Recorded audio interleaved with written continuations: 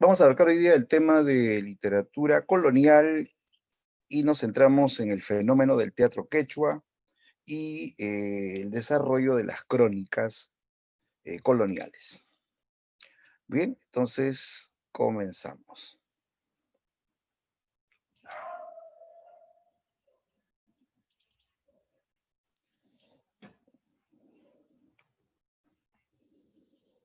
Bien, a partir de aquí, chicos, vamos a comenzar el estudio de temas de literatura peruana, así que mucha atención porque justamente son los temas que más suelen venir en los exámenes de admisión, ¿no? Entonces comenzamos con la etapa colonial en el Perú, ¿no?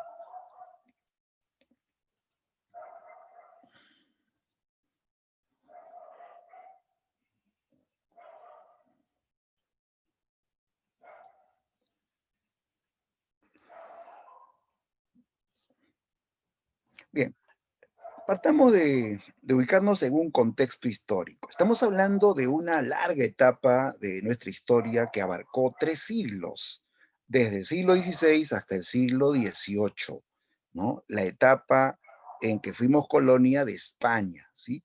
Sí, se produce pues la llegada de los españoles, llega Francisco Pizarro y sus huestes, y van a derribar el imperio incaico, ponen fin a la organización incaica y obviamente se impone pues toda la cultura eh, del dominador español, ¿sí? A partir de aquí ya no se adorará al sol, a la tierra, a la luna, a las estrellas, a los muertos, sino se introduce el catolicismo, se introduce también la lengua española, se impone todos los conocimientos de Occidente, y posteriormente pues se va a generar pues el mestizaje, ¿no? Un mestizaje tanto racial como cultural, ¿no? Que hasta ahora pues lo podemos apreciar, ¿sí?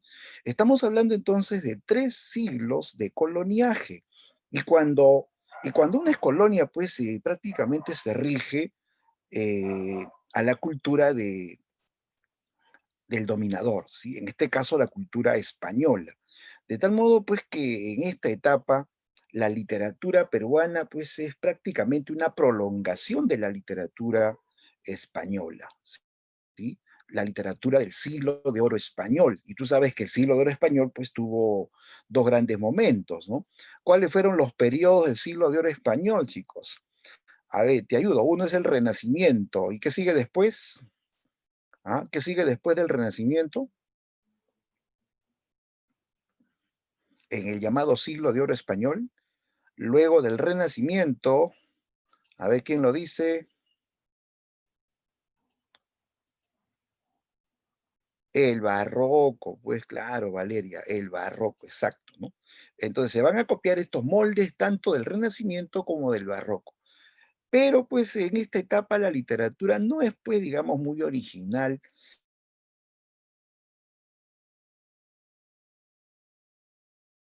Estamos hablando prácticamente de 3 siglos de nulidad creativa, ¿no? Salvo excepciones, ¿no? Porque todo era pues seguir el bien. Entonces en esta etapa vamos a hablar de algunas manifestaciones que nos interesan. Comencemos por el asunto de las crónicas en la etapa colonial, ¿ya? ¿Qué eran las crónicas? Las crónicas, jóvenes, eran narraciones de objetivo de función histórico, ¿ya? De función histórica. Podría decirse que es una especie intermedia entre historia y literatura, donde el objetivo principal es informar hechos históricos. Ahora, esto eh, se distingue además por ser esencialmente testimonial. La crónica es historia narrada por un testigo, ¿ya? Por un testigo. De tal modo que el narrador, llamado cronista, se basa en lo visto y lo vivido, ¿ya? Es una narración testimonial. O si no, en algunos casos la información se obtiene interrogando a los protagonistas de los hechos, a los que estuvieron ahí. De tal modo que siempre va a tener un tono testimonial, ¿correcto? Ahora, la crónica se va a poner de moda justamente en esta etapa colonial cuando llegan los españoles y descubren este nuevo mundo, ¿no? De tal modo que la crónica no solamente va a informar los hechos históricos, sino también va a dar a conocer pues toda esta nueva realidad, esta naturaleza novedosa, esta cultura, esta nueva raza, ¿no? Nativa de América descubierta, ¿sí? Entonces la crónica informa todo lo relacionado con el Nuevo Mundo. Se centra en los hechos históricos, todo este proceso de imposición militar, ¿no? De conquista, ¿no? de dominación frente pues a la cultura nativa, ¿no? Ahora, la crónica tiene que diferenciarse de la historia, no es lo mismo que historia. La crónica se distingue, por acá nos dicen este dato, se distingue la historia por su falta de visión crítica, ¿ya? Carece de visión crítica respecto a los sucesos. O sea, la crónica no es pues completamente objetiva como la historia. En la crónica vamos a encontrar una visión muy personal del narrador. ¿Ya? El cronista narra de manera pues directa, ¿no? En base a lo visto y lo vivido, de tal modo que cuando narra, a veces se apasiona, a veces exagera, a veces tergiversa, a veces narra según sus intereses, según sus conveniencias, claro. O es lo mismo lo que cuenta un cronista español que lo que cuenta un cronista mestizo, o lo que cuenta un cronista indígena. Cada uno de ellos tiene su punto de vista de la historia, ¿no? Entonces la crónica no es completamente objetiva, ¿no? Siempre tiene un componente personal, ¿no? Interviene mucho la personalidad del narrador, ¿correcto? Pero para esos tiempos eso era lo más histórico que había. De que toda esta va a ser la principal especie literaria que se desarrolló en la etapa colonial, ¿ya? Y vamos a ubicar aquí a los principales cronistas. Ahí está, entre los españoles destaca Pedro Cieza de León, ¿ya? Llamado el príncipe de los cronistas españoles. Él es autor de la crónica titulada precisamente Crónica del Perú, ¿ya? Crónica del Perú.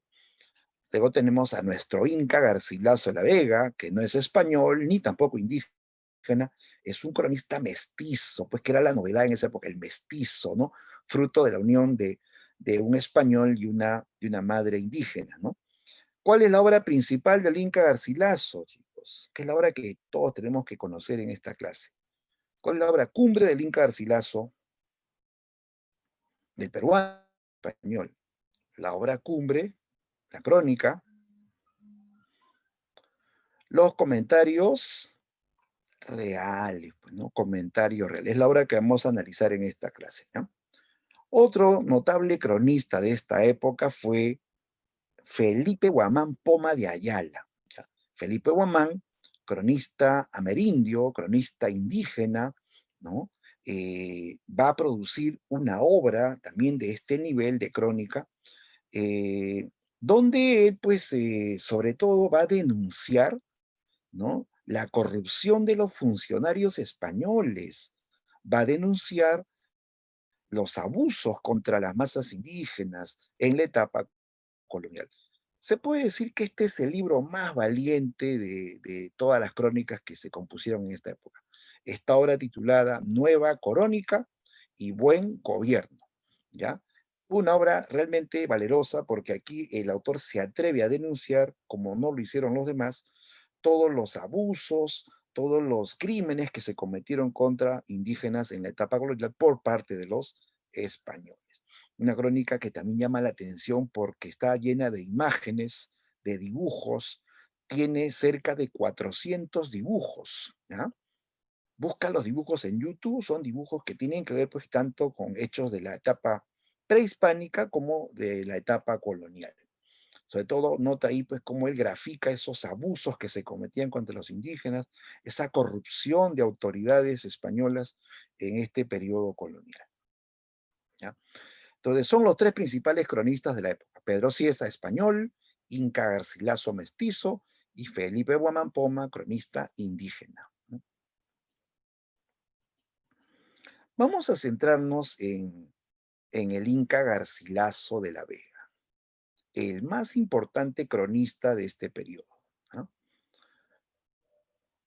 Veamos un poco de la vida de Garcilaso. Inca Garcilaso de la Vega, en principio, es pues sin duda el primer mestizo cultural de América, ¿ya? Primer mestizo cultural de América. No solamente es un mestizo biológico, es un mestizo cultural, porque en él se fusionan no solamente dos razas, sino dos culturas. Él va a aprender de las dos culturas, ¿ya? Nació en el Cusco, ¿ya? En 1539 y fue bautizado como Gómez Suárez de Figueroa. Ese es su nombre de pila bautismal, ¿ya? Gómez Suárez de Figueroa, hijo de un español, ¿no? Del capitán Garcilaso de la Vega y de la ñusta cusqueña Isabel Chimpuocchio, ¿ya? Ellos se enlazaron y tuvieron a este hijo mestizo, el Inca Garcilaso, que como se mencionó, fue bautizado como Gómez Suárez de Figueroa, que era costumbre de los españoles ponerle a los hijos mestizos nombres de un antepasado español, ¿ya? Y a él le pusieron pues, el nombre de un bisabuelo, ¿no? Gómez Suárez de Figueroa. ¿Ya? Entonces nace en el Cusco, de padre español, de madre indígena. ¿Ya? Ambos eran de origen noble. Su padre, Sebastián Garcilaso, era pues de la nobleza española, emparentado con incluso poetas de la nobleza española, ¿no? Su madre también, su madre era de la realeza incaica. Isabel Chimpuoc era sobrina de Huayna Cápac, nieta de Tupac Yupanqui, bisnieta de Pachacútec, una princesa, ¿sí o no? Entonces, de padre noble y de madre noble, él era pues algo así como un príncipe, ¿no? Alencar Garcilaso fue bien educado, él fue educado en un colegio de jesuitas, ¿ya? Un colegio exclusivo para, para hijos de nobles en el Cusco, donde él pues es educado por jesuitas. Y tú sabes que los jesuitas eran los que educaban a los hijos de la nobleza en Europa, ¿no? Entonces, con los jesuitas, Garcilaso aprendió la gramática española, el latín, el italiano, el catolicismo, todos los conocimientos, ¿no? de Occidente, toda la cultura occidental.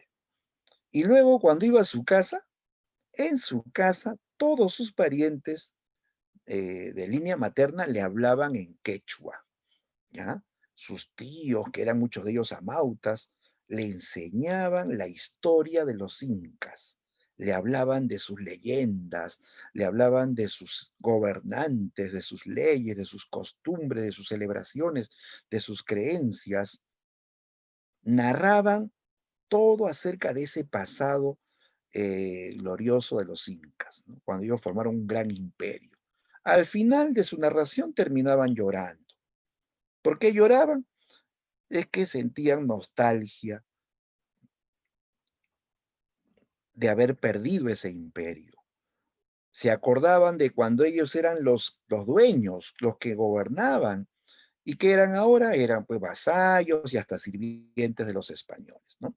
Por eso ese tono triste, elegíaco que escuchaba Garcilaso de los tíos amautas, él también los logra plasmar en su relato, ¿no? Con un tono siempre elegíaco, melancólico, ¿ya? Entonces Garcilaso hereda las dos culturas, hereda la cultura española, la cultura occidental y la cultura incaica, ¿no? Entonces en él se sintetiza lo mejor de ambas culturas, ¿no? Garcilaso va a vivir en el Perú hasta los 20 años, sufre el trauma de separarse de su padre lo acompañó los primeros años, la infancia, una parte de la adolescencia y luego se fue a España. Por orden de la corona, su padre tenía que desposarse con una española de la nobleza, que era la norma social, ¿no? Pero él se ocupó pues del hijo hasta cierta edad, ¿no?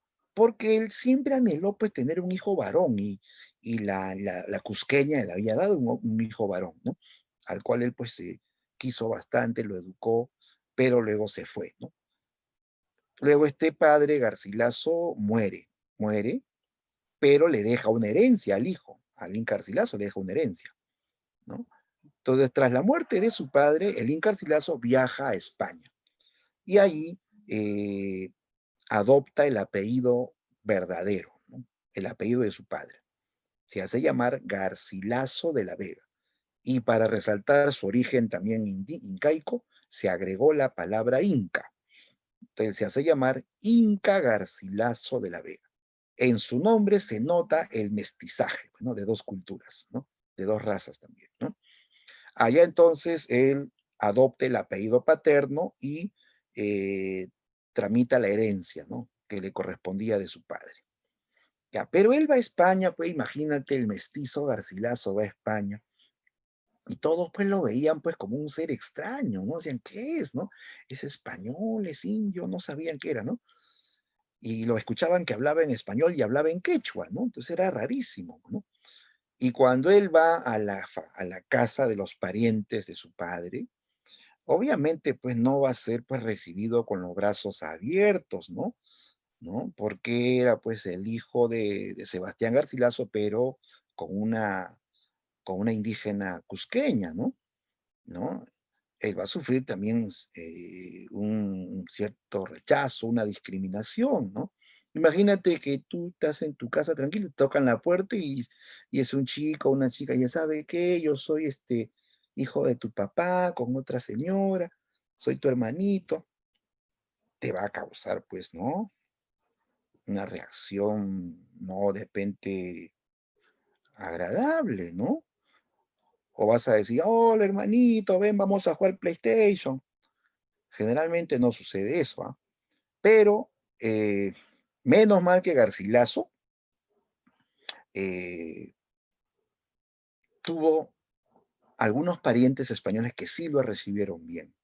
Tuvo un tío que lo acogió en su casa, en la ciudad de Montilla, en España, y con él se quedó, ¿ya? Es más, Garcilaso tuvo la suerte de que su tío no tenía hijos y era un hombre adinerado, ¿ah? Y cuando se murió su tío le dejó toda su fortuna al Inca Garcilaso. Garcilaso no tuvo que trabajar el resto de su vida por la herencia que le dejó su tío, ¿no? Ya, entonces Garcilaso se queda en España. Él quiso volver al Perú, pero no le dejaron. Como se había revelado Túpac Amaru primero, expulsan a todos los descendientes de nobles incas y esos que se iban o que estaban fuera ya no podían regresar al Perú. De Garcilaso, como era descendiente de nobles incas, no pudo volver al Perú. Entonces se quedó en España hasta su muerte. ¿Ya? Y allá va a publicar sus obras. ¿Ya? Allá aparecen sus grandes obras, Diálogos de Amor, La Florida del Inca, Los Comentarios Reales. Esas obras se publican en Europa, ¿ya? En Europa. Garcilaso fue el primer peruano que publicó en el extranjero. Y eso es importantísimo, porque gracias a él, en Europa se sabrá que existe literatura peruana, ¿no? Escrita por un peruano. Bien, entonces se hace escritor en Europa, ¿ya? Ahí tenemos sus obras principales. Su primer trabajo se tituló Diálogos de Amor, ¿ya? Una obra que es una traducción del italiano al castellano, ¿ya? Es la mejor traducción que se ha hecho de esta obra titulada Diálogos de Amor del escritor León el Hebreo, ¿ya? León Hebreo. Y aquí se nota el interés por este tema pues, del amor platónico, tema que estaba de moda en el Renacimiento, ¿no? Luego publica la obra Relación de la descendencia de Garci Pérez de Vargas. ¿Ya? Esta es una obra donde él investiga acerca de sus antepasados españoles, ¿ya? Garcilaso descubre que estaba emparentado con escritores famosos de España.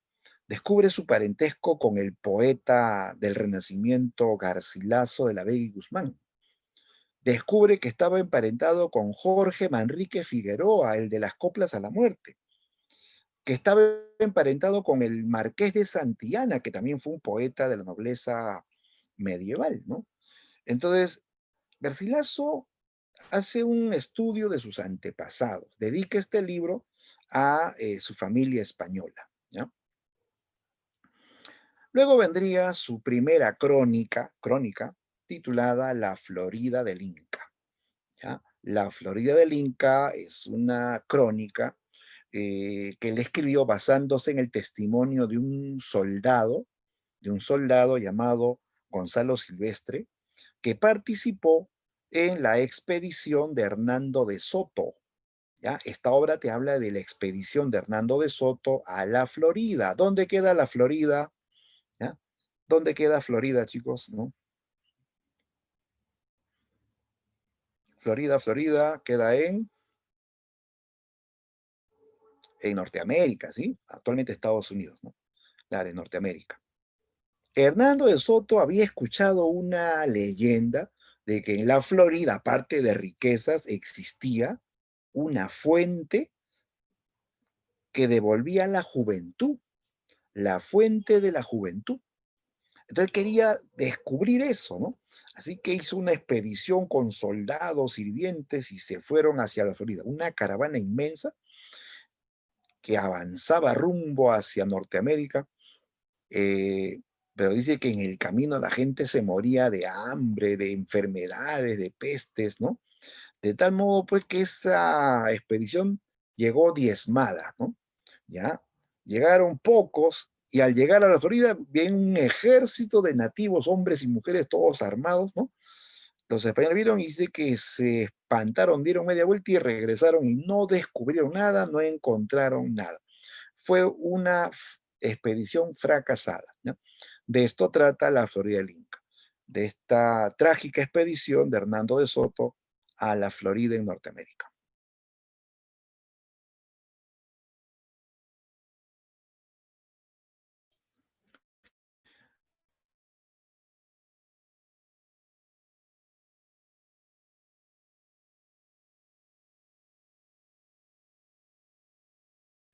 Luego aquí está Sobracún, la mejor crónica real de los incas. Esta es la obra que Garcilaso escribió para rendir un homenaje a su doble origen, porque Garcilaso sabe que dentro de él hay dos, pues, ¿no? Hay un indio y hay un español, ¿sí o no? Entonces él va a rendir homenaje a su origen incaico y a su origen español. La obra tiene dos partes, ¿ya? La primera, la primera parte se publicó en 1609 en Lisboa, ¿no? Portugal. La segunda parte se publicó en 1617, ¿ya? Con el título Historia General del Perú. ¿Ya? Esta segunda parte se publica en Madrid, España, ¿ya? En 1617. En ese año Garcilaso ya había muerto. ¿Ya? Garcilaso murió en 1616. ¿Ya? Entonces esta obra aparece un año después de su muerte. ¿Cómo se dice cuando la obra se publica después de la muerte? ¿Ah? Después de la muerte.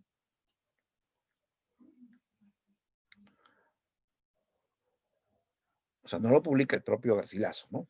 No los que estudian su obra. Se dice obra póstuma, ¿sí? Obra póstuma, ¿correcto?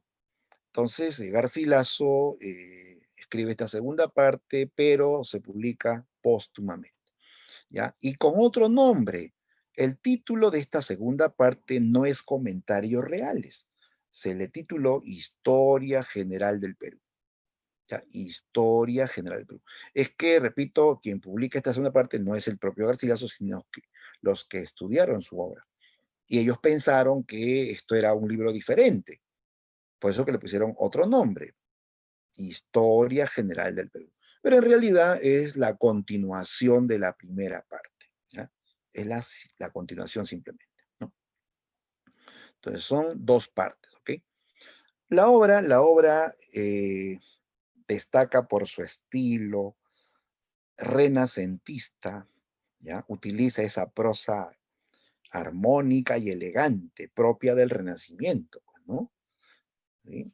Entonces Garcilaso se vincula al Renacimiento tanto por la época en que vivió como por el estilo en que escribió, pues, ¿no?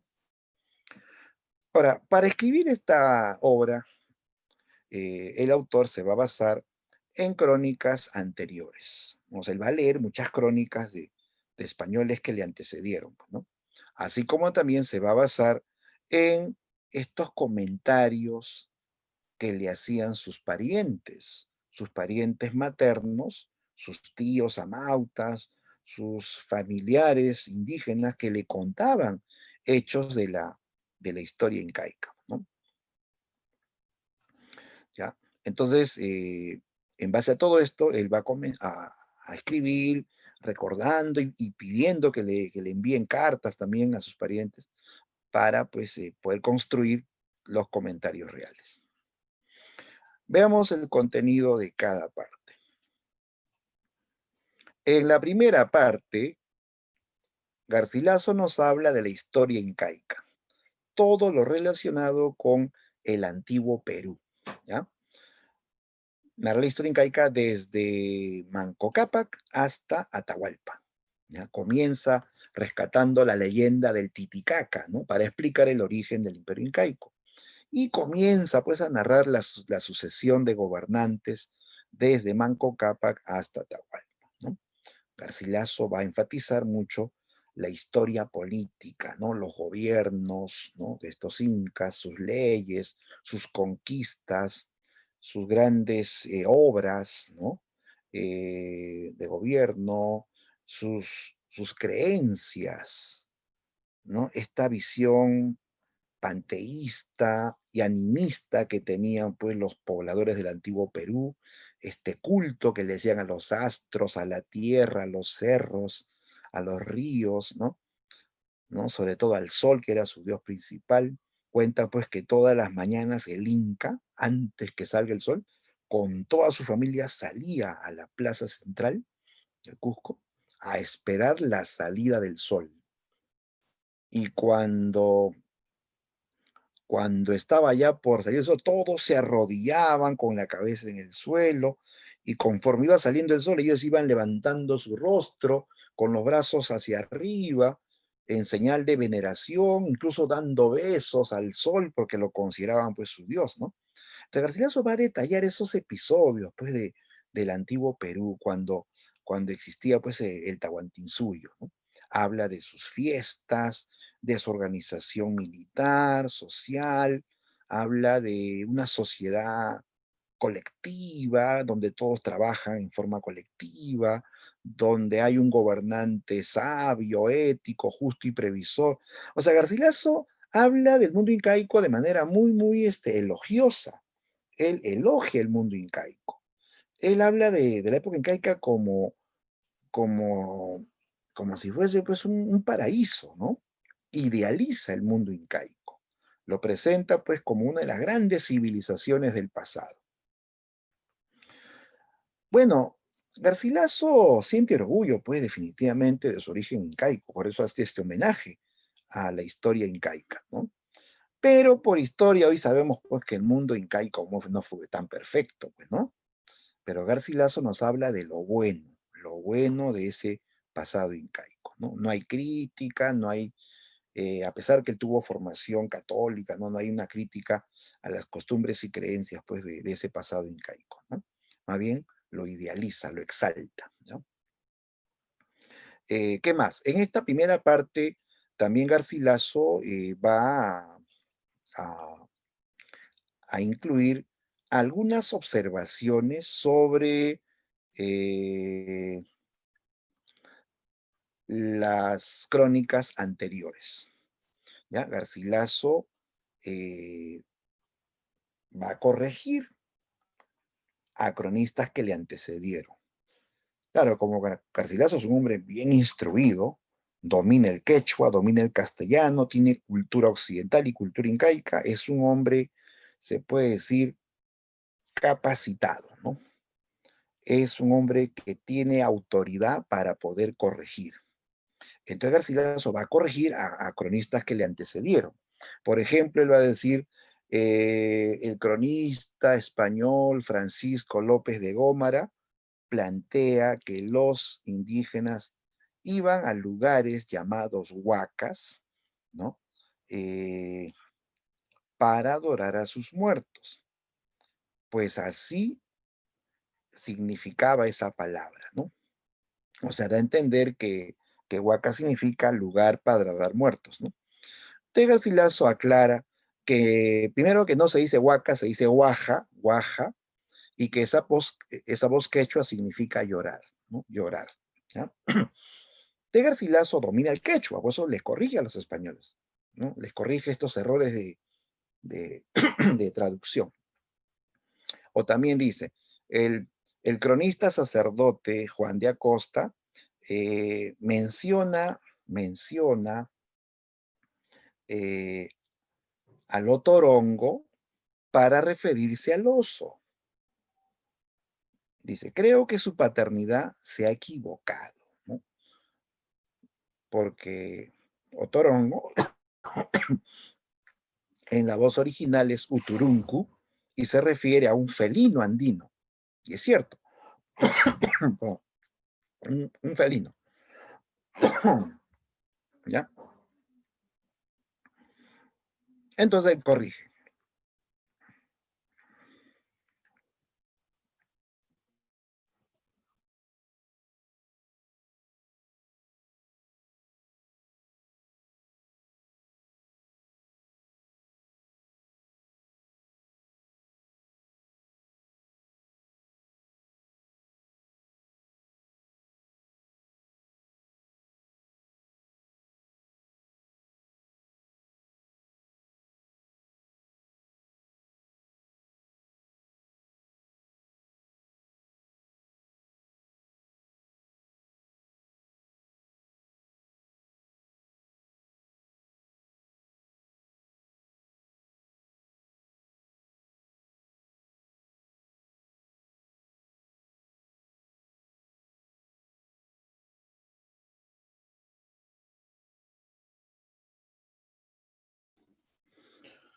Bien, chicos, continuamos.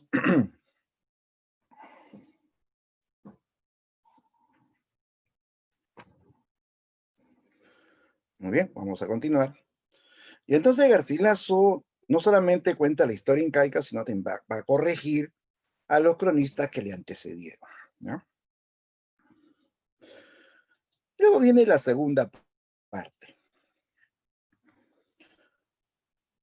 sobre la conquista y las guerras civiles entre los mismos conquistadores.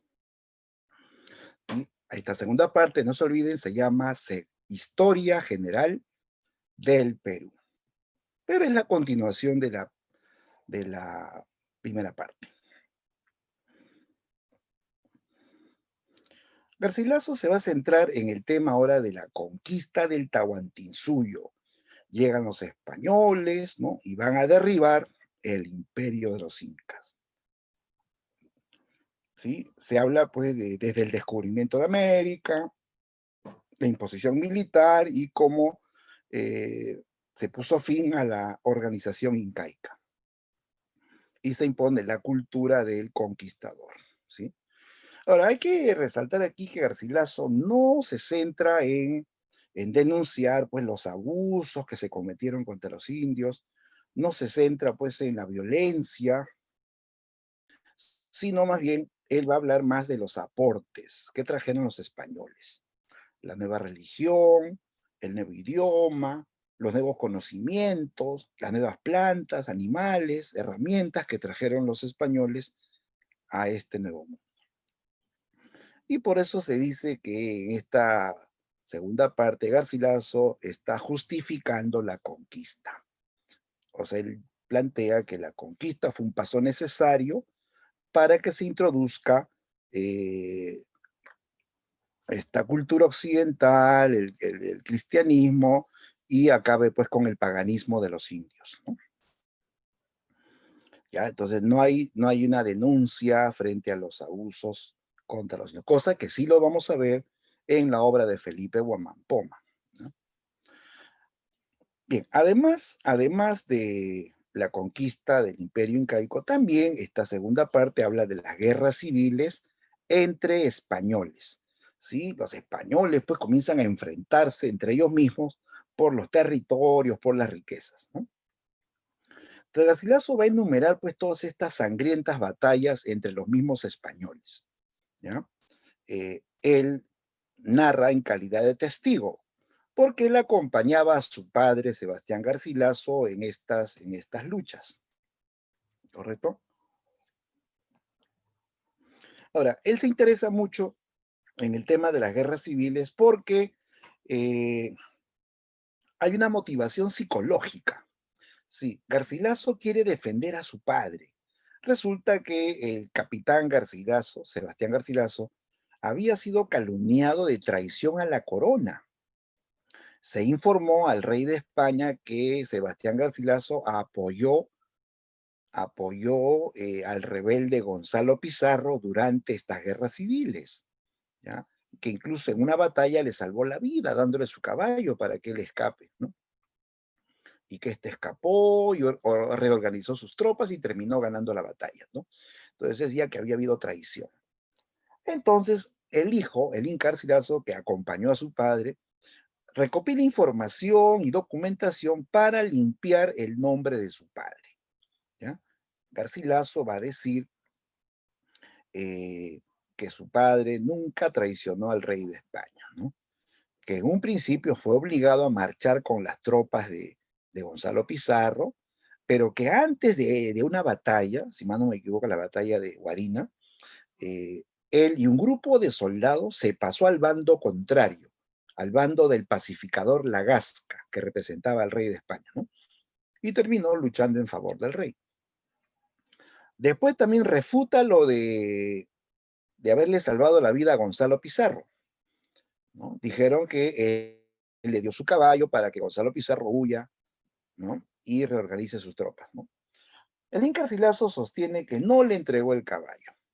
Dice, mi padre no le entregó su caballo, que se llamaba Salinillas, sino Gonzalo Pizarro le arrebató el caballo a mi padre y huyó con el caballo. No fue culpa de mi padre, ¿no?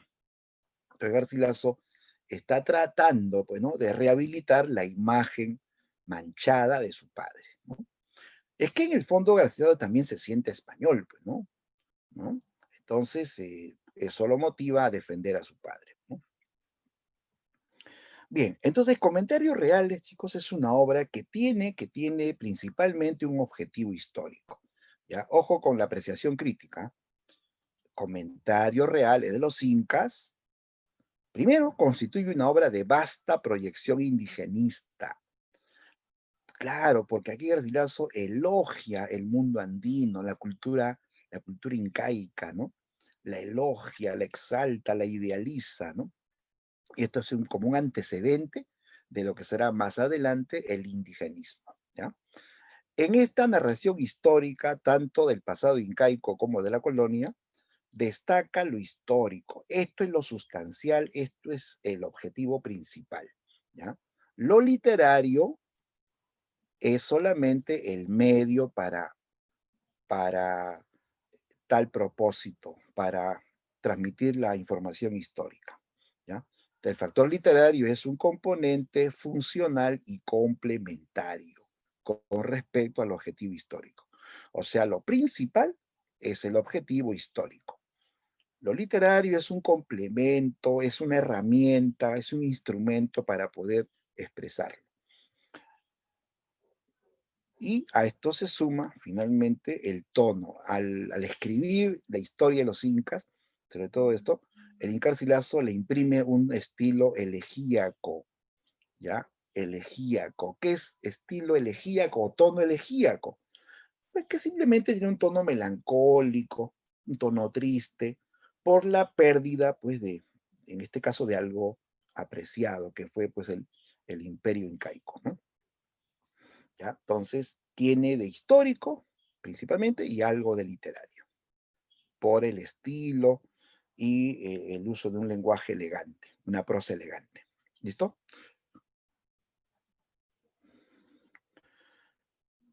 Bien, vamos ahora al otro punto, que es el fenómeno del teatro quechua colonial, ¿ya? El teatro escrito en quechua durante la colonia.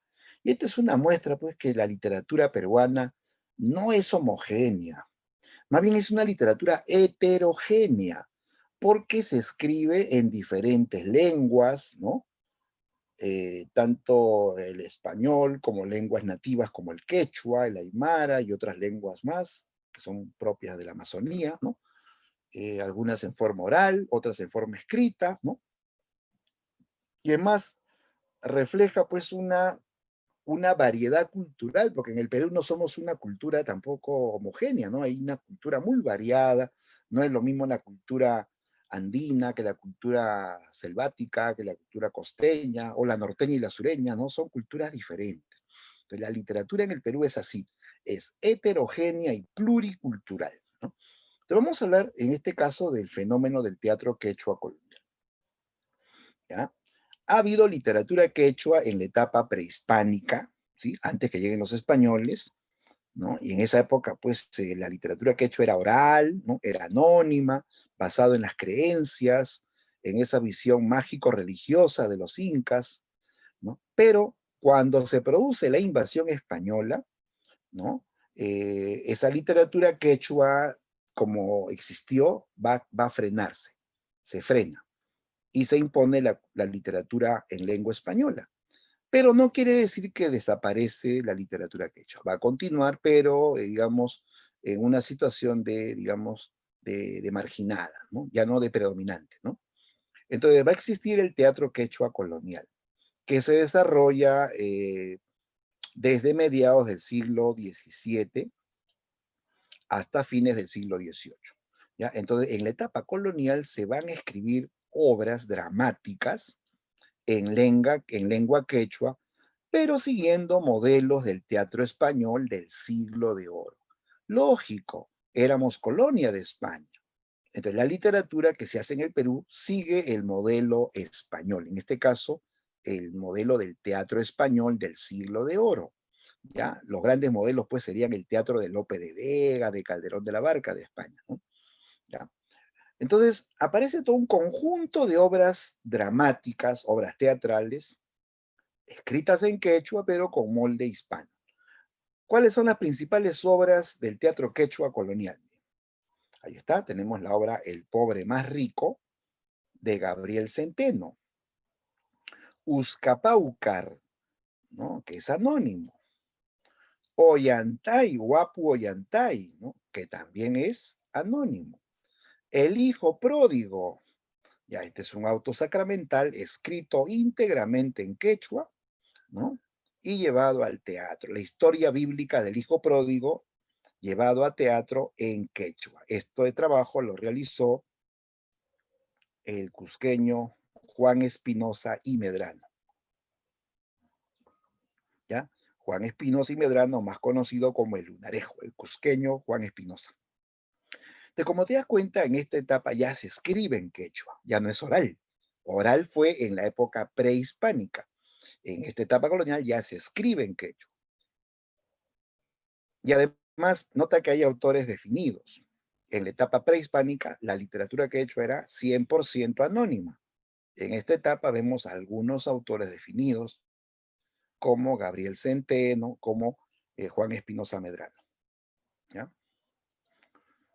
La obra que más destacó en esta etapa definitivamente fue el drama Ollantay. Entonces vamos a centrarnos ahora en el drama Ollantay.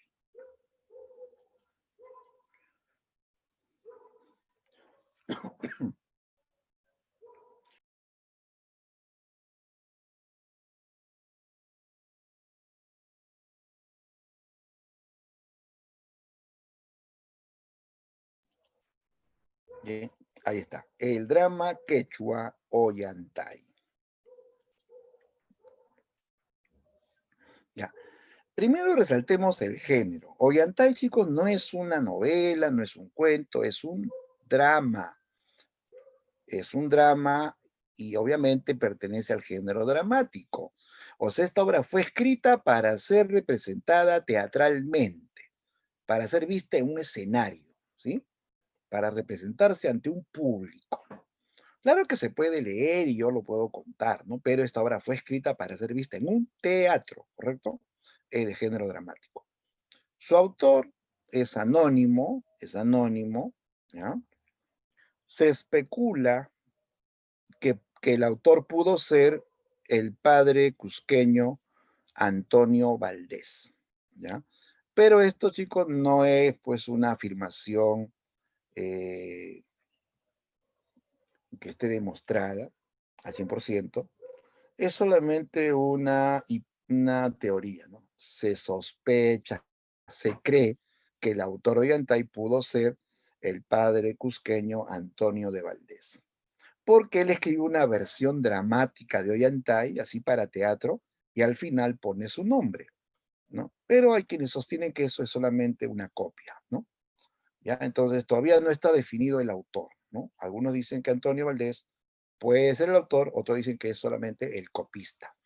Mientras tanto, digamos que Ollantay es una obra anónima, ¿ya? Anónima, escrita en quechua, a fines del siglo XVIII, ¿ya? O sea, en la etapa colonial. Nunca digas que Ollantay es de la época incaica, ¿no? A veces por los personajes, ¿no? Uno intuye de que la obra pertenece a la época incaica. Tiene tema incaico, tiene personajes incaicos, pero esta obra fue escrita en la etapa colonial a fines del siglo XVIII, ¿ya? Y como fue escrita en la etapa colonial, tiene pues toda la forma del teatro español del siglo de oro. Por ejemplo, Ollantay está escrita en verso octosílabo, y el octosílabo pues no es algo autóctono, el octosílabo es un verso español, es españolísimo, es el verso tradicional de España, ¿ya? En Ollantay se aplica la fórmula del drama, y el drama no es de acá, chicos. ¿Quién inventó el drama? ¿Quién es el creador del drama? A ver, fue un español a quien le decían el monstruo de la naturaleza. ¿Ah? ¿Quién fue el creador del drama?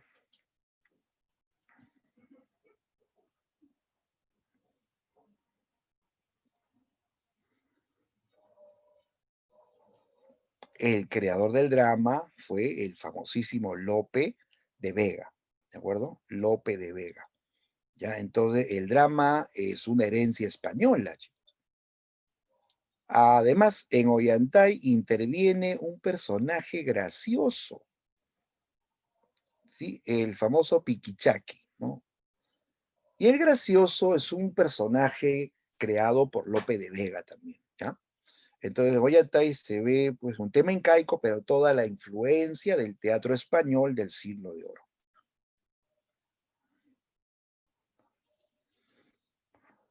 El tema central de la obra es el poder y el amor, ¿ya? Se hablan de dos tipos de poder, un poder autoritario y un poder magnánimo o generoso. Y se habla de un amor prohibido, un amor rebelde, un amor que se enfrenta a las leyes de la sociedad incaica, ¿ya?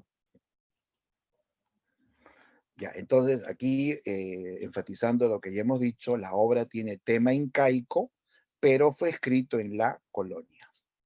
Pertenece al género dramático y subgénero o especie drama. Y no se olviden de la influencia española. Ollantay es una obra que tiene características del teatro barroco español, ¿ya? Como la presencia de un personaje gracioso, también la división en tres actos, es español, el uso del verso octosílabo, ¿no? La idea del drama, ¿no? Que es la fusión de tragedia más comedia, todo eso viene del teatro español. ¿Listo? Veamos el contenido de la obra. Ya, ahí tenemos un esquema del argumento del drama Ollantay. La obra se ambienta en la época del Inca Pachacútec, ¿ya? Pachacútec, famoso, pues un Inca que conquistó grandes territorios, ¿no? Engrandeció el imperio, ¿no? Pachacútec, que es el Inca que representa el poder autoritario, el poder inflexible, el poder rígido, él tiene como heredero al trono al príncipe Tupac Yupanqui, ¿ya?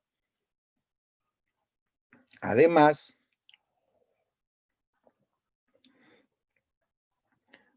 Una de sus hijas es la princesa Kusikoyur.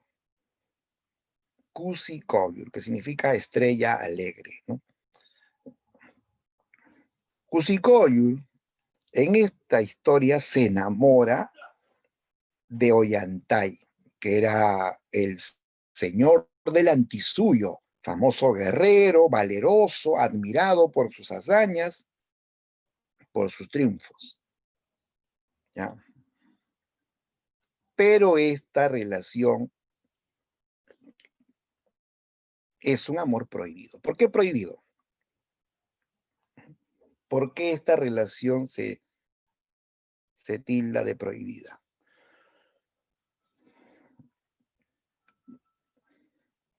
Porque va contra la ley, ¿eh? Va contra la ley, claro. Según las leyes incaicas, no se podían unir, casar nobles y plebeyos, ¿no? Los nobles se casaban entre nobles, pues, ¿no? Y Ollantay, a pesar que tiene privilegios, ¿no? A pesar que es muy admirado y tiene el favor del Inca, él no deja de ser un plebeyo. Él es un general, jefe de 1000 soldados, pero no pertenece a la nobleza de sangre. Pero el amor no entiende de leyes, pues, ¿no? Ollantay se enamora perdidamente de Kusikoyur y Kusikoyur se enamora de Ollantay, tanto así que hasta le dio un adelanto de su amor. Claro, y Kusikoyur quedó embarazada, ¿sí? Por eso que Ollantay y Kusikoyur se casaron en secreto, sin que lo sepa el Inca. Y luego de haberse casado secretamente, Ollantay va donde el Inca para pedir formalmente la mano de la princesa. Se da la escena en que Ollantay va con sus guerreros al palacio del Inca. El Inca aparece en su trono, imponente, llamado hijo del dios Sol, ¿no? Todos se arrodillan ante el Inca y luego los soldados se retiran, sin mirar al Inca a los ojos. Ollantay queda solas con el Inca, él tiene privilegios y le habla al Inca. Le dice, oh gran Pachacútec, desde pequeño te he servido con lealtad. He estado en todas tus guerras. He sometido a todos tus enemigos. He hecho grandes servicios al imperio, ¿no? Y a cambio de mis servicios, quiero que me asciendas. Quiero que me concedas una petición. Y el Inca le dice, Ollantay, yo sé de tu lealtad, sé de tus servicios, ¿no? Por eso estoy dispuesto a compartir mi cetro contigo. ¿Quieres pedirme algo? Pídeme lo que quieras, yo te lo daré. Y entonces Ollantay, así medio tímido, le dice, yo solo quiero a tu hija. Al oírle, el Inca cambió de actitud, se enojó. ¿Qué has dicho? Repite que no escuché bien, dijo, ¿no? Yo quiero a tu hija Kusikoyur, le dijo, ¿no? Y el Inca se levantó asadazo de su trono y le dijo, no, pides demasiado, no te la daré. Ollantay, recuerda quién eres. Eres plebeyo y te quedarás así, le dijo, ¿no? Ollantay, no te atrevas a mirar tan alto, no te atrevas a violar la ley, no me mires más a los ojos y vete de aquí, le dijo, ¿no?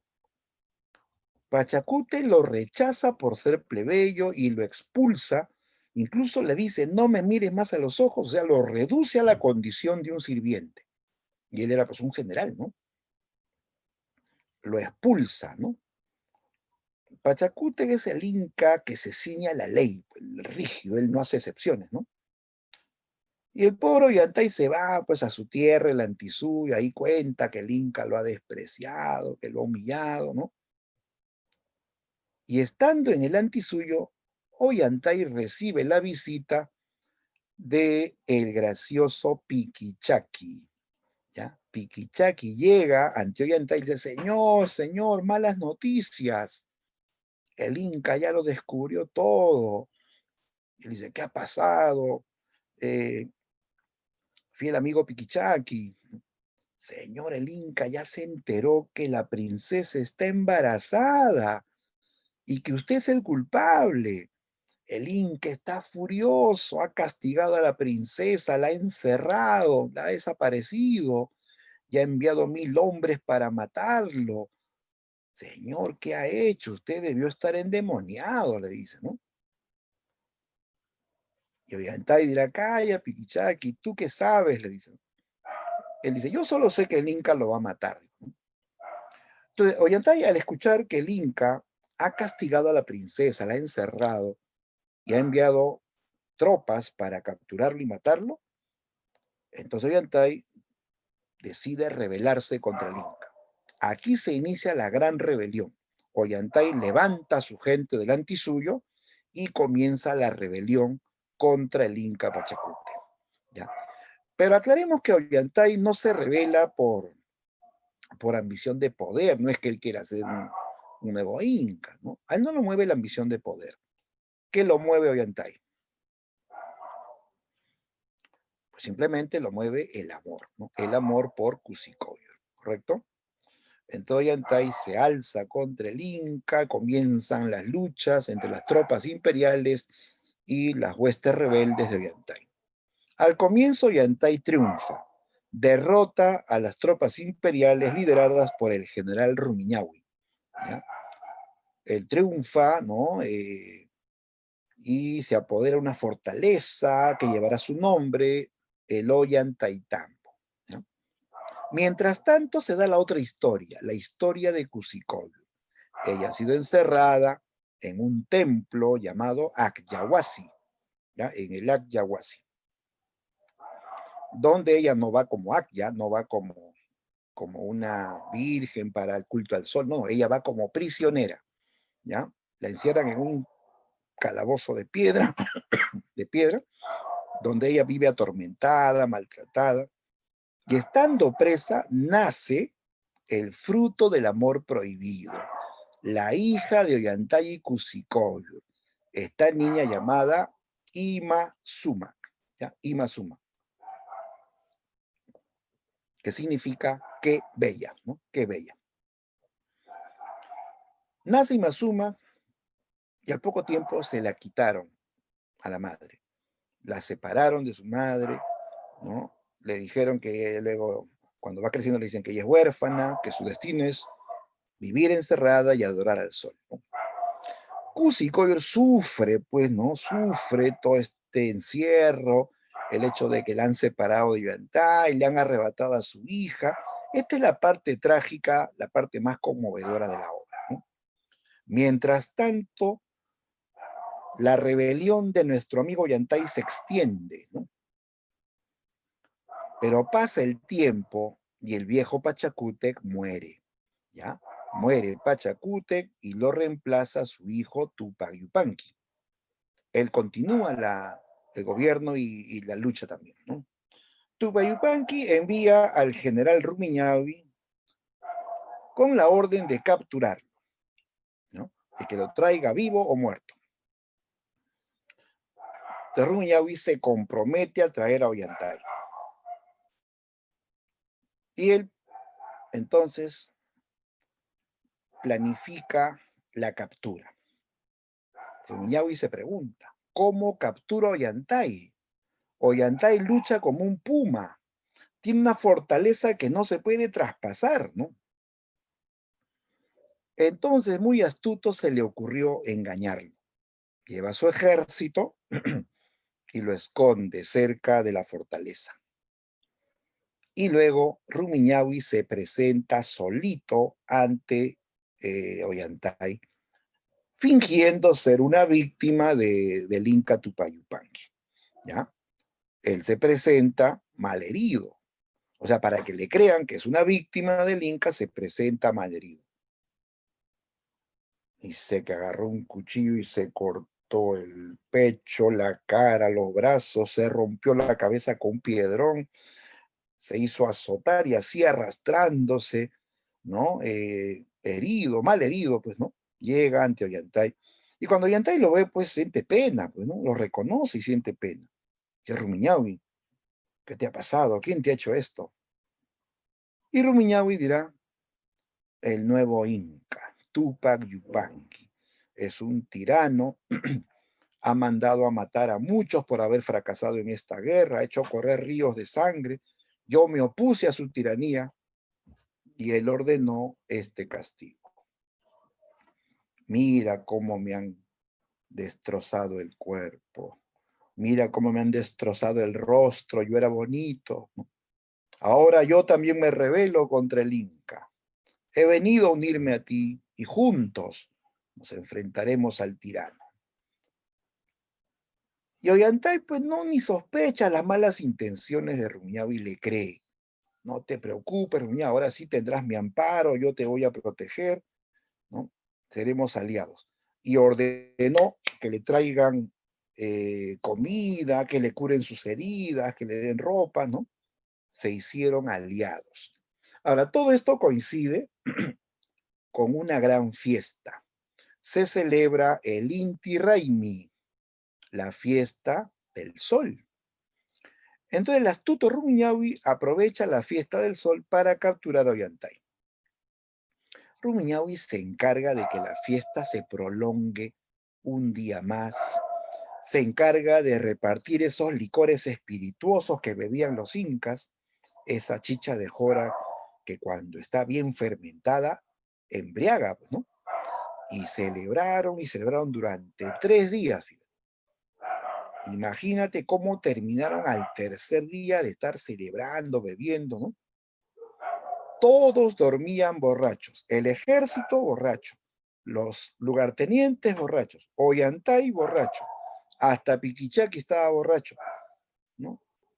Que caminaba tambaleándose, amenazando con tumbarse el imperio incaico, todos borrachos, ¿no? Entonces Rumiñahui aprovecha que todos duermen ebrios y sin que nadie lo vea, abre las puertas de la fortaleza y da la señal, ¿no?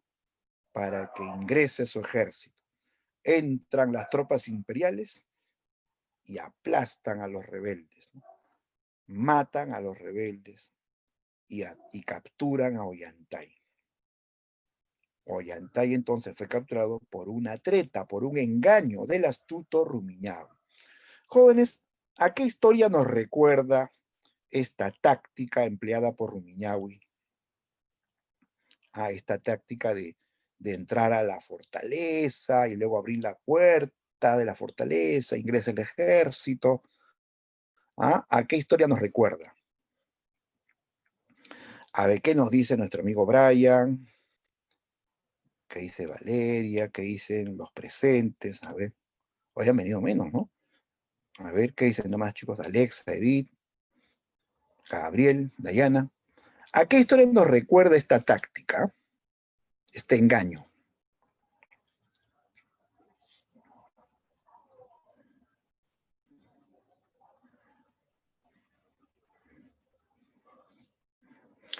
No me digas que nunca has escuchado la historia de Troya, eso sería fatal, ¿no? Sería inconcebible, ¿no? Si has escuchado la historia de Troya, del caballo de Troya, comenta, pues, manda algo por el chat.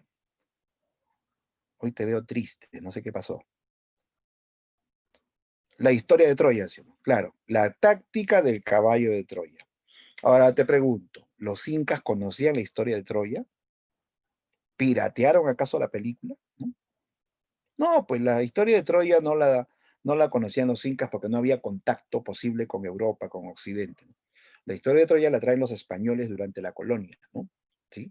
Y por eso que en el Ollantay ya se hace esta historia o esta escena análoga, ¿no? A la táctica del caballo de Troya, ¿no? Bien, entonces Ollantay ha sido capturado y lo llevan al Cusco. Lo llevan al Cusco para ser juzgado por el nuevo Inca, por Tupac Yupanqui.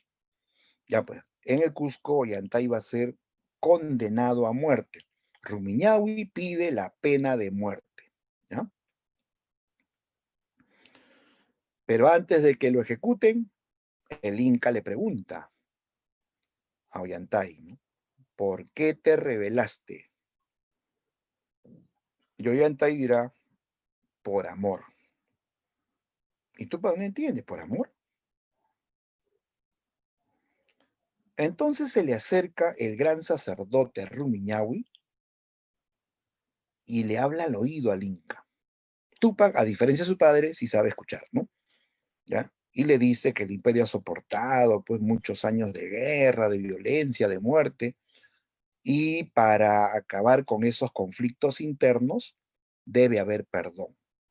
Entonces le pide a Tupac que perdone a Ollantay y que al hacer eso restablecerá la paz en el imperio, que su pueblo lo va a admirar y Ollantay será su más leal vasallo, ¿no?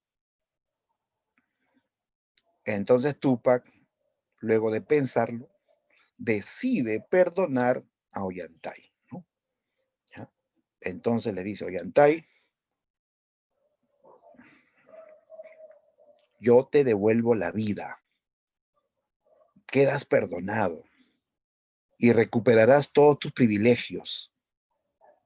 Tendrás una casa en el Cusco, serás curaca. Lo único que te falta es una esposa y yo te daré una ñusta. Pero Ollantay le dice, no, señor, yo ya tengo mi ñusta. ¿Quién es tu ñusta? Tu hermana, pues, ¿no? Cusicoyur, ¿no? Tupac se queda sorprendido. Él no sabía de la historia de amor de Ollantay y Cusicoyur. En ese tiempo en que se dio la historia del romance, él estaba lejos conquistando territorio, ¿no? En medio de esta escena donde están perdonando y nombrando a Ollantay, aparece la niña Ima Sumac. Ima Sumac, ¿ya? Ella escapó del Akyawasi luego de descubrir a su madre. La descubrió sin saber que era su madre. Ella había entrado al calabozo y al ver a esta mujer que estaba pues muriéndose de hambre y de frío, ella le llevó comida. Ella le llevó agua y comida. Entonces Kusikoyo le preguntó, ¿cómo te llamas? Y cuando ella dice Imazuma, ella la recuerda, la reconoce. Imazuma ahora ha escapado y se va al palacio del Inca para pedir ayuda, ¿no? Pregunta quién es el Inca, la niña Imazuma corre donde Tupac Yupanqui, se abraza de sus tobillos, llorando, le pidió que salve a su madre, que moría de hambre y de frío en una prisión de granito, ¿no? Tupac se conmueve ante el llanto de esta niña. ¿Quién es tu madre? Le dice, ¿no?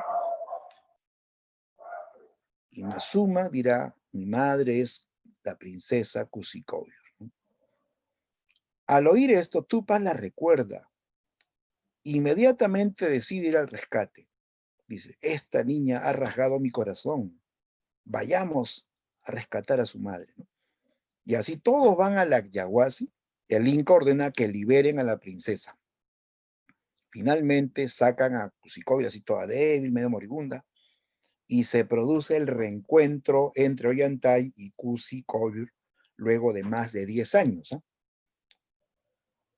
Tupac finalmente le dice a Ollantay, Ollantay, eres un hombre afortunado. Hoy recuperaste la vida y ahora recuperarás a tu esposa. Te ordeno que hagas feliz a Kusikoyo. Vive con ella en el Cusco. Vive también con esta niña, Imazuma, que desde hoy será la niña de mis ojos. Tupac permite la unión de Ollantay y Kusikoyo. Tupac ha perdonado antes a Ollantay. Por eso se dice que Tupac Yupanqui representa a un poder magnánimo, un poder más generoso, un poder que puede comprender y perdonar, ¿no? ¿Ya? Tupac es el Inca buena onda, ¿sí o no? Claro. Pero pregunto, ¿este final feliz, este happy end, es realista? ¿En la época incaica pudo pasar que un inca permita la unión de un plebeyo y una princesa? No, sí o no. O porque el Inca pueda perdonar a un rebelde que se alzó contra el imperio, que lo iba a perdonar si por robar un, un panchapla le cortaban la mano, ¿no? Pero aquí vemos un final feliz, y ese final feliz también es una herencia del teatro español. los dramas españoles tienen finales reconfortantes o felices, ¿ya? Bien, entonces la obra se cierra con este perdón y con esta reunión de Ollantay y Cusicoyo, gracias a Túpac Yupanqui. Bien, esa es la trama de la obra Ollantay. El drama del amor que enfrentó las barreras sociales, ¿no? Listo. Bien, ¿alguna pregunta, chicos, hasta aquí? Ya, si hay preguntas, escríbanos en el chat para poder responderlas. Mientras tanto, voy a compartir el material de práctica. ¿Ya? A ver, todos también van buscando su práctica dirigida. La dirigida 10, ¿no?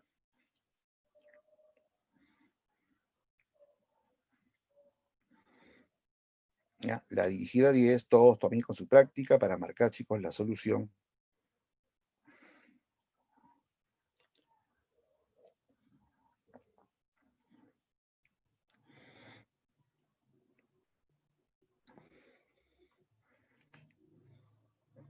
¿Ya? A ver, chicos, participamos en la solución. ¿Ya? Ahora sí participamos todos, ¿ah?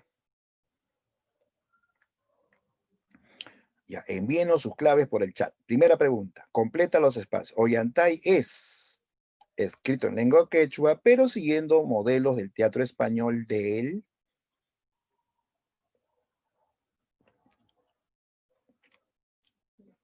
A ver, ¿qué dicen? ¿Qué dicen? ¿Cuál es la clave correcta?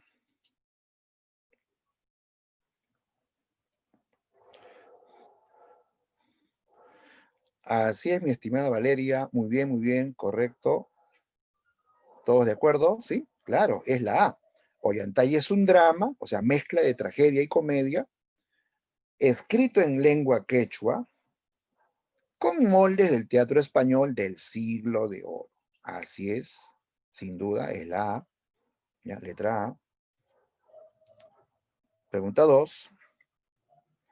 El Inca Tupayupanqui, quien representa al poder flexible, otorga el perdón al rebelde Ollanta para... A ver, ¿cuál es la idea que tiene que ver con este perdón del Inca hacia Ollantay?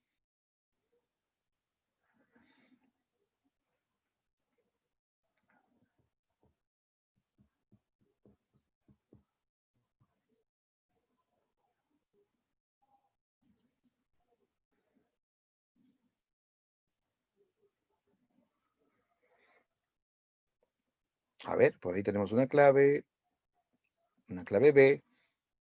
A ver qué dicen los demás. ¿Será la B? Tupac perdona a Ollantay para... Porque se supone que le iban a ejecutar, ¿ah? Por haberse rebelado contra el imperio, le iban a aplicar la pena de muerte, pero Tupac lo perdona. ¿Para qué lo perdona?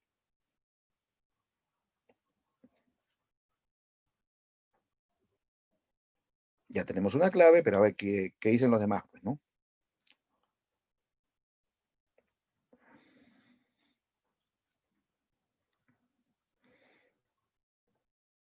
A ver, tenemos la clave B y la clave C en el chat, ¿no? Vamos a verificar, ¿ya? A ver, otorga el perdón para... La B dice que éste se vuelva a reunir con su familia. Pero Tupayupanqui no sabe que Ollantay está casado con Cusicoyo. No sabe que tiene una hija siquiera. Él ignora todo eso. O sea, no te perdono para que te juntes con Cusicoyo. No. Él no sabe eso. No podría ser la B. La C, demostrar a sus súbditos un gobierno equitativo.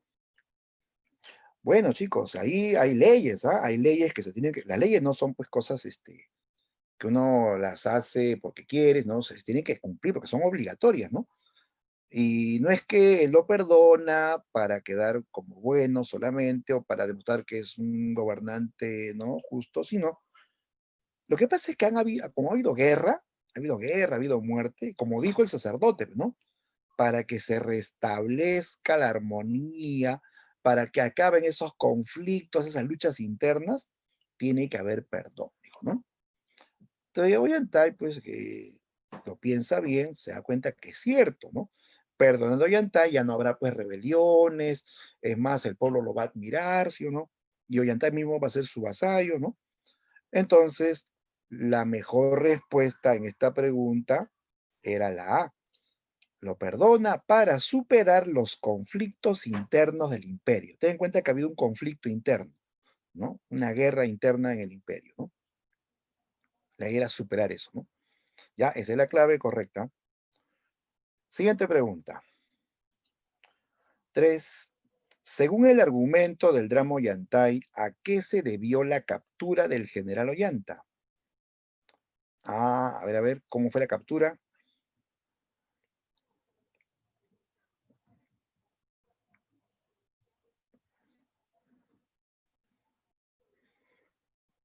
¿A qué se debió la captura de Ollanta? ¿No? Se puede decir Ollantay o Ollanta. Ollanta es en la voz castellana. La voz quechua original es Ollantay, ¿no? ¿Cuál es la clave en la 3, chicos? A ver qué dicen, qué dicen.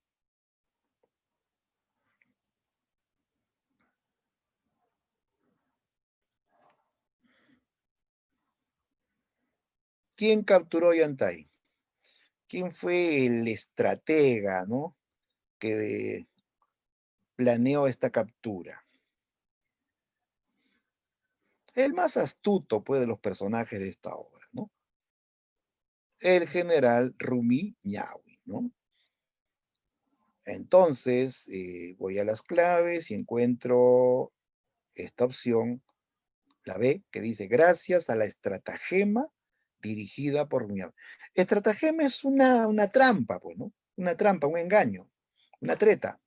Claro, y Rumi Ñawi usó una trampa, un engaño para capturar a Ollantay, ¿no? Esa es la clave, letra B. Ahí vamos a la pregunta 4, pregunta de texto. Dice, en relación al siguiente fragmento de Ollantay, marque la alternativa que contiene la afirmación correcta. Ahí leamos el texto. Dice Ollanta, aquí tienes mi mano, alza. ¿En qué parte te han puesto Rumi así? Bajo mi techo, ¿quién te ha traído y a presencia mía?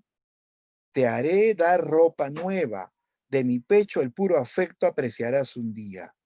Pero ¿cómo has caído en desamparo? Ah, y hay escena en que Rumiñahui se presenta pues malherido ante Ollantay y Ollantay siente pena, ¿no?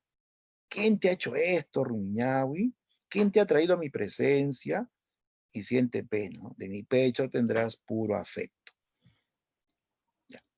Entonces, a partir de este parlamento de Ollantay, ¿no? Dice, ¿cuál es la idea correcta? Ahí están las opciones.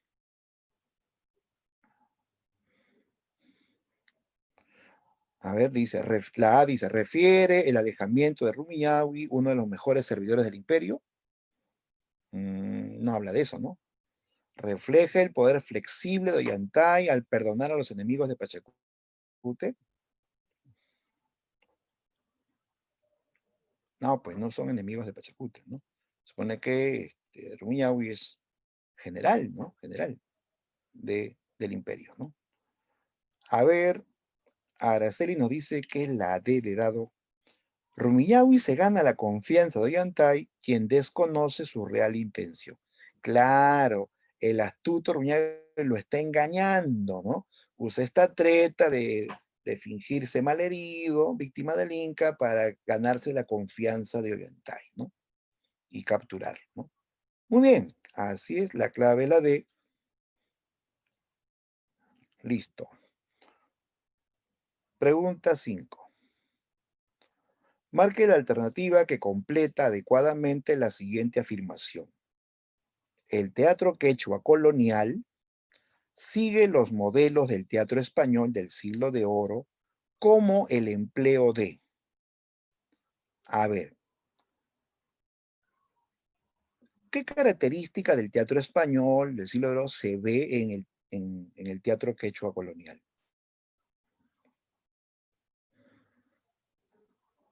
Tengo que ver una característica que venga del teatro español, ¿sí?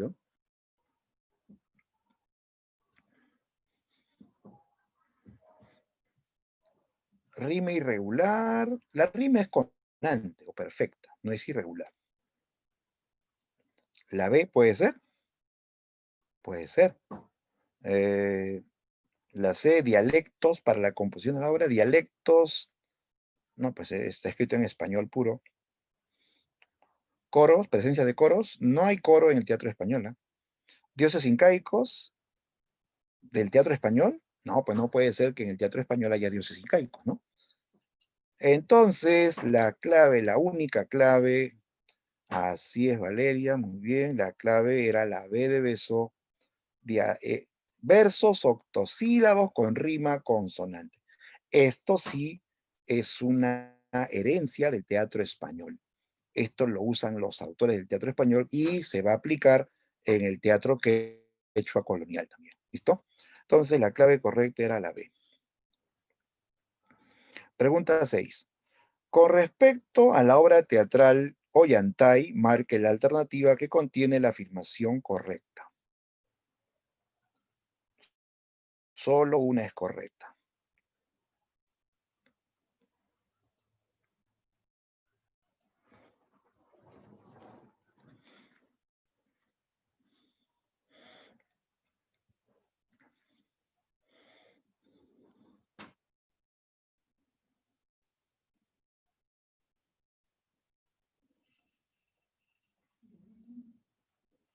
Bien, ¿ya viste la clave? A ver, ¿qué dices? ¿Cuál es tu clave? Estamos en la 6, pregunta 6.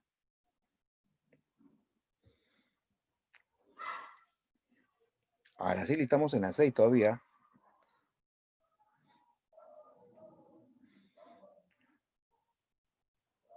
Me imagino que tu clave es para la 6, ¿no?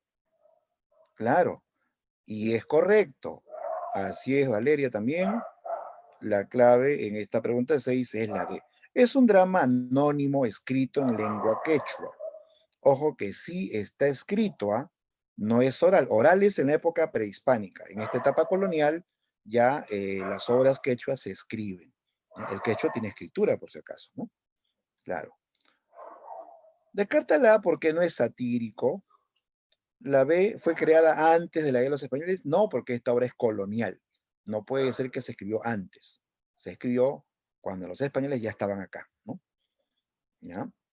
Antonio Valdés escribió la obra, no se afirma todavía que sea el autor, ¿no? ¿Es prehispánica? No es prehispánica, es colonial, ¿ya? Es colonial. Entonces, la clave única es la D. ¿Listo? Muy bien. Vamos a la pregunta 7. La crónica se diferencia fundamentalmente de la historia. A ver, ¿por qué se diferencia la historia de la crónica? O la crónica de la historia, ¿no? ¿Te acuerdas que dijimos que la crónica tiene algo de la personalidad del autor?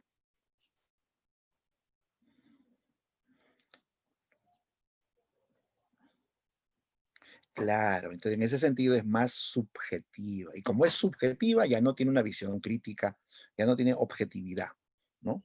Entonces, entonces la clave, ¿cuál sería?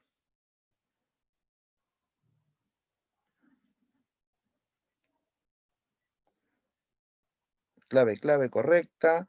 Si es subjetiva, si es personal, entonces ya no tiene visión crítica. Para ser crítico tenemos que ser objetivos. Si somos subjetivos vamos a parcializarnos, ¿sí o no? Claro, entonces la respuesta era la D de dedo. ¿Listo? Se distingue la crónica de la historia por su falta de visión crítica o su falta de objetividad. ¿Ya? Bien, pregunta 8. Dice, prevenido lo necesario, el día siguiente, que era el de la fiesta, al amanecer salía el Inca acompañado de toda su parentela, la cual iba por su orden conforme a la edad y dignidad de cada uno a la plaza mayor de la ciudad, que llaman Huayaucaipata. Allí esperaban a que saliese el sol y estaban todos descalzos y con gran atención, mirando al oriente, y en asomando el sol se ponían todos de cuclillas, que entre estos indios es tanto como ponerse de rodillas. para le adorar o adorarle. Y con los brazos abiertos y las manos alzadas y puestas en derecho del rostro, daban besos al aire, que es lo mismo que en España besar su propia mano o la ropa del príncipe cuando le reverencian. Le adoraban con grandísimo afecto y reconocimiento de tenerle por su Dios y Padre natural. De acuerdo al fragmento anterior de Comentarios Reales de los Incas, del Inca Garcilaso de la Vega, determine qué característica de las crónicas se puede apreciar.